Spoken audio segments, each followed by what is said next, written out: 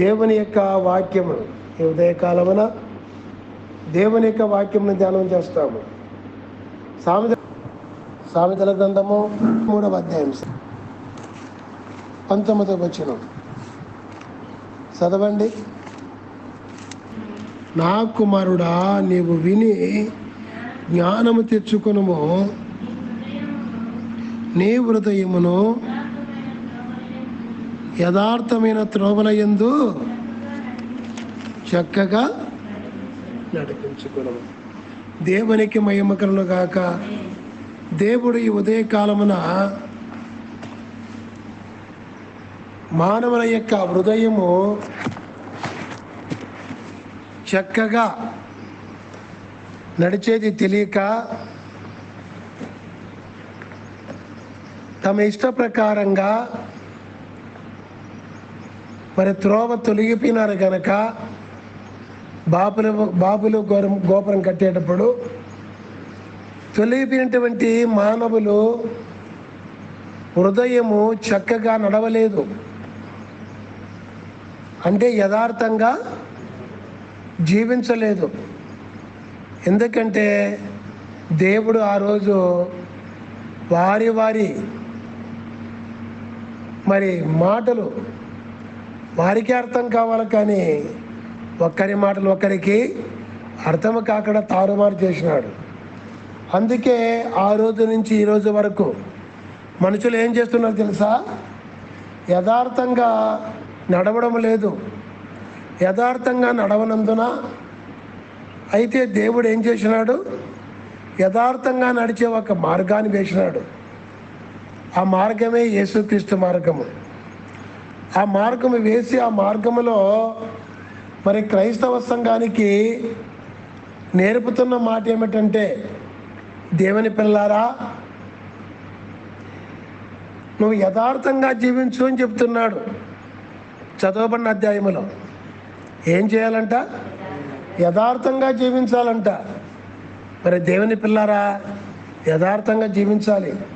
ఈ యథార్థంగా జీవించమని చెప్పి మనం చెప్పినామనుకోండి, కొంతమంది ఏముద్దేశం తెలుసు, ఏముద్దేశము కలుగుతుందని తెలుసా? కొన్ని రోజులంటే యథార్థంగా ఉండొచ్చు, ఎప్పటికీ యథార్థంగా ఉండాలంటే ఏడవుతుంది. కొన్ని వంటల్లో యథార్థంగా ఉండొచ్చు, అన్నిట్లో యథార్థంగా ఉండాలంటే ఏడవుతుంది అని కొంతమంది భావిస్తూ ఉంటారు. కానీ దేవుని పిల్లారా, అన్ని విషయాల్లో కూడా యథార్థంగానే మరి బ్రతకాలి. అదే క్రైస్తవ మార్గం, క్రీస్తు మార్గం. అదే దేవాది దేవుడు మనకు నేర్పుతున్నాడు. ఆయన జ్ఞానము చేత మరి యేసుక్రీస్తుగా లోకానికి రాకమునిపే సొలొమోను రాజు గారికి దేవుని యొక్క జ్ఞానాన్ని ఇచ్చి ఆ జ్ఞానము చేత మనకు రాయించిన ఈ మాటలు, అంటే దేవుని జ్ఞానము చేత రాయించిన మాటలు, అంటే దేవుడు రాయించిన మాటలే. మరి ఈరోజు ఒక 5-6 విషయాలు మరి ఎక్కడ ఎవరి దగ్గర ముఖ్యంగా కంపల్సరీ మనము యథార్థంగా ఉండాలి అనే విషయాన్ని తెలియపరుస్తాను. జాగ్రత్తగా చూసుకోండి. ఎబ్రీయులకు రాసిన పత్రికలో దేవుని పిల్లారా 10వ అధ్యాయంలో 22వ వచనంలో మనం చూసినట్లయితే దేవుని యొక్క సన్నిధిలో యథార్థంగా ఉండాలంట. ఇక్కడ దేవుని యొక్క సన్నిధిలో యథార్థంగా మనం బ్రతకాలి. చాలామంది దేవుని యొక్క సన్నిధిలో యథార్థంగా ఉన్నట్లుంటారు. ఆ దేవుని సన్నిధిలో అడుగు బయట పెట్టారనుకోండి, వాళ్ళ యొక్క విశ్వరూపాన్ని చూపిస్తూ ఉంటారు, అన్నీ తప్పులే మాట్లాడుతూ ఉంటారు.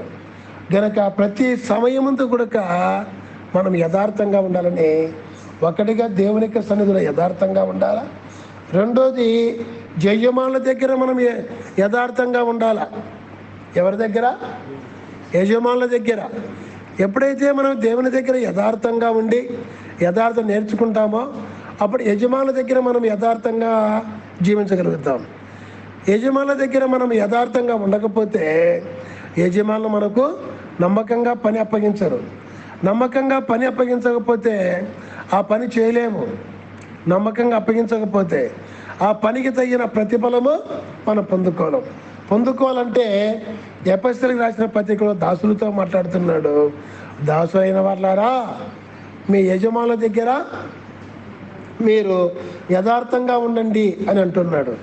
ఎందుకంటే దేవుడు నేర్పలేదు అనుకోండి, యథార్థంగా యజమాని దగ్గర లేదనుకోండి, యజమానులు పని అప్పగించలేదు అనుకోండి, పని చేయలేదు అనుకోండి, ఈ లోకంలో పస్తుండి చచ్చిపోతాం కనుక మీరు యథార్థంగా ఉండండి.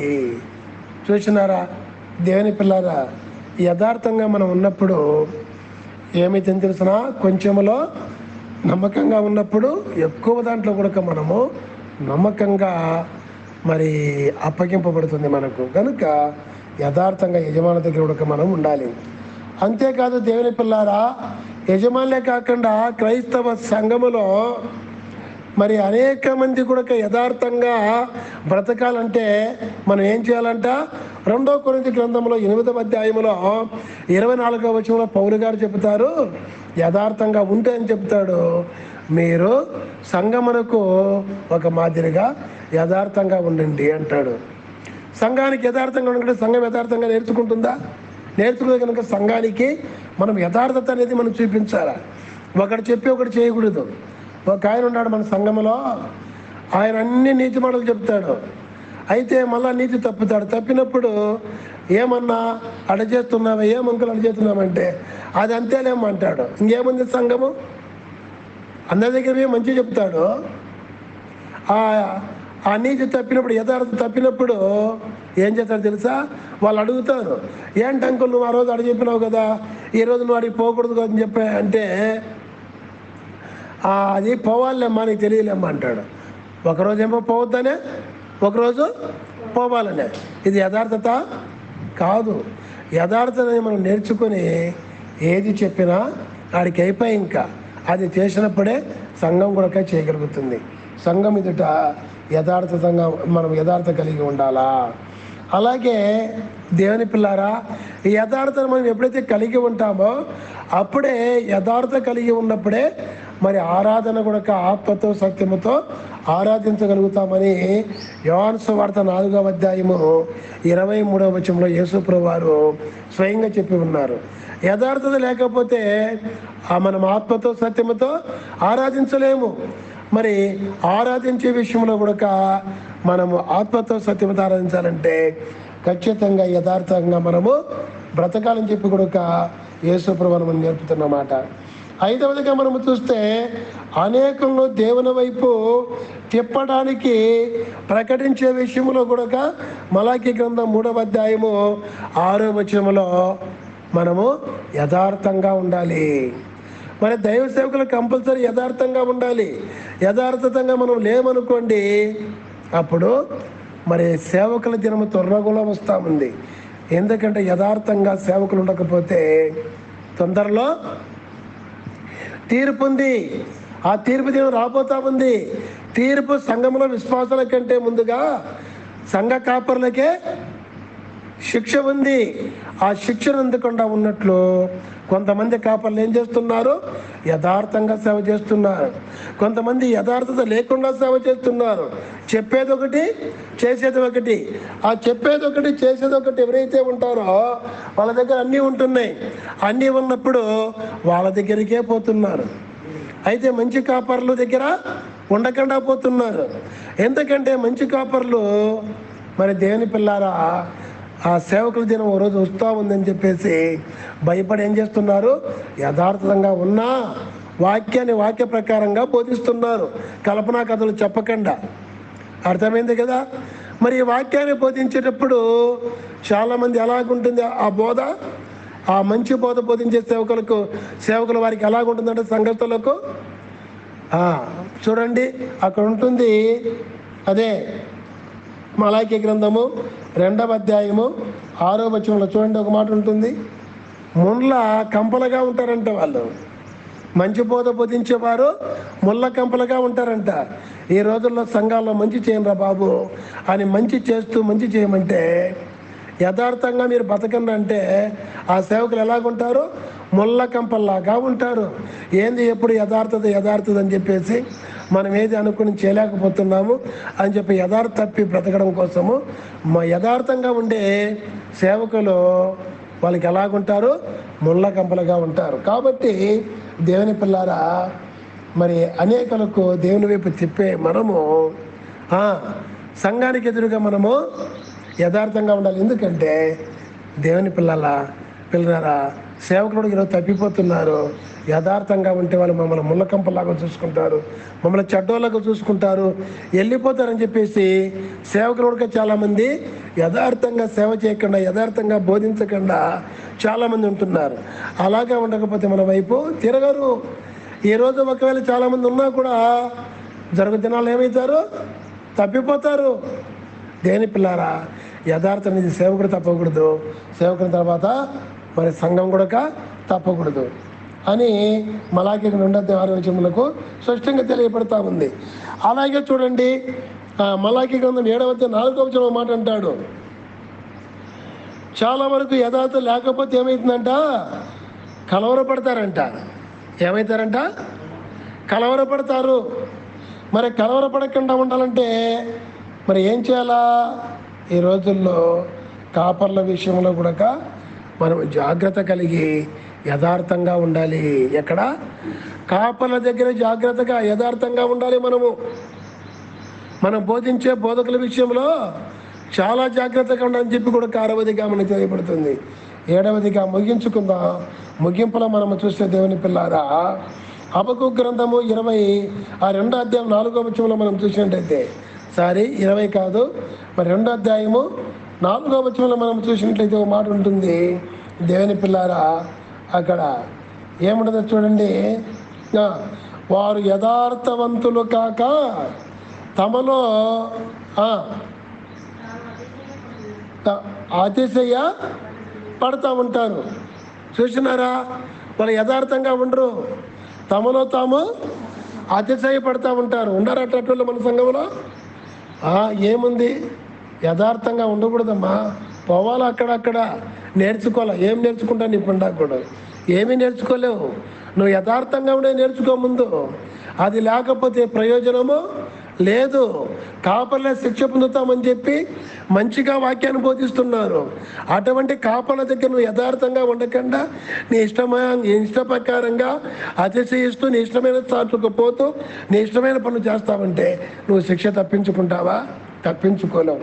అందుకే మలాకీ గ్రంథంలో 2వ అధ్యాయంలో మాట అంటాడు, జనుల్లో యథార్థవంతులు ఒక్కడైనా లేడు. మరి లేని వారి దగ్గర ఎందుకు చెప్తున్నాడు దేవుడు? నువ్వు యథార్థంగా బ్రతుకని. ఈరోజు అంశం ఏమిటిది? మూలవాక్యం ఏమిటిది? సామెతల గ్రంథము 23:19 ఏం చేయాలంట? యథార్థంగా జీవించాలా. ఒక్కడైనా లేని స్థలములో ఎందుకు చెప్తున్నాడంటే, నువ్వు ఒక్కడవైనా యథార్థంగా బ్రతికితే నిన్ను బట్టి ఇంకొకటి యథార్థంగా బ్రతుకుతాడని చెప్తున్నాడు. కనుక మరి సేవకులకే కాపర్లకే శిక్షణ అందిన వస్తుంది. కనుక ఏ కాపర్ల దగ్గర ఉండాలి మనము? యథార్థవంతంగా బ్రతుకుతూ, యథార్థవంతంగా నడుస్తూ, యథార్థవంతంగా నడిపించే కాపర్ల దగ్గర ఉండాలి. ఎందుకంటే కాపరికి భయపడుతుంటా ఉంటాడు, యథార్థంగా బ్రతుకుతూ ఉంటాడు. యథార్థంగా బ్రతకమని శిక్ష తప్పించుకోమని చెబుతూ ఉంటాడు. కనుక సంఘాల్లో చాలామంది శిక్షింపబడుతుంటాడు. ఇప్పుడు ఎందుకు తెలుసా? దేవుడు శిక్షించి క్షమించే దేవుడు. రేపు రాబోయే భయంకరమైన ఏళ్ల శ్రమలకు కానీ, నిత్య నరకమైన శిక్ష కానీ, నిత్య మరణమైన శిక్ష కానీ తప్పించాలంటే దేవుడు ఏం చేస్తాడు? శిక్షించి క్షమిస్తాడు. ఎప్పుడు శిక్షిస్తాడు? యథార్థంగా లేనప్పుడు శిక్షిస్తాడు.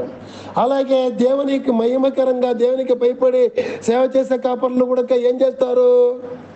శిక్షణిస్తారు. అయ్యా అమ్మా, నువ్వు కరెక్ట్గా బతికితే బతుకు, కరెక్ట్గా బతకంటే సంఘములో కూడా మరి దూరం అయిపోయి కూడా బోధిస్తూ ఉంటారు. ఉంటే కరెక్ట్గా యథార్థంగా బతుకు, లేకపోతే సంఘాలు కూడా కొత్త కూడా బోధిస్తూ ఉంటారు. ఎందుకు? శిక్ష పొందేదానికోసము, అనేకులు శిక్షలో పేసి రేపు నాశనం చేసే దానికోసమా సంఘంలో ఉండేది? వద్దు, నేను గురించి ఇతరులు కూడా ఆ శిక్ష పొందుతారు. నువ్వు మంచిగా ఉండి శిక్ష పొందకుండా నేను ఎలాగ భయపడుతూ బ్రతుకుతున్నానో అలాగే నువ్వు కూడా భయపడుతూ యథార్థంగా బ్రతుకుతావు. బ్రతుకు, లేకపోతే నీ దారి చూసుకొని చెప్తా ఉంటారు. ఆ చెప్పే వాళ్ళు నేను కూడా ఒకడే. దేవుని పిల్లారా, త్వరలో శిక్ష రాబోతా ఉంది. అయితే దేవుడు ఇలాగ శిక్షించి క్షమిస్తాడు. ఆ శిక్షించినప్పుడు శ్రమలు వస్తాయి. ఆ శ్రమలు పోవాలంటే దైవ సేవకుల ద్వారా శిక్షణ ఇస్తాడు. ఆ శిక్షణ ఈరోజు ఏ శిక్షణ చెప్పండి? యథార్థంగా బ్రతకాలి. నువ్వు జ్ఞానము కలిగి బ్రతకాలి. ఆ జ్ఞానాన్ని దేవుడు నేర్పుతున్నాడు. ఈరోజు ఏమని నేర్పుతున్నాడు? యథార్థంగా బ్రతకాలి. ఈ రోజు నుంచి అవును దేవా, ఈ లోకంలో నేను శిక్షింపబడకుండా, శోధింపబడకుండా, నేను విడిపింపబడిన నేను మళ్ళా శిక్షలో పడకుండా ప్రభువా, మరి యథార్థంగా బ్రతికే భాగ్యం నాకు దయచేయండి. అయ్యగారు శిక్షణ ఇచ్చినప్పుడు ముళ్ళ కంపగా నేను చూసుకోను అయ్యా, మంచి దారిలో అయ్యగారు నడుస్తూ మంచి దారి నాకు బోధిస్తున్నాడు. అదే యేసుక్రీస్తు దారి. ఆయన యథార్థంగా బ్రతికినవాడు. ఆయన నమ్మిన నేను యథార్థంగా బ్రతకాలి ఈ రోజు నుంచి అని ఎవరి పాటికలకు సమర్పణతో ప్రార్థన చేసుకుందాం. ఇది భాగ్యము దయచేయమని మహోన్నతుడాని స్తోత్రాలు.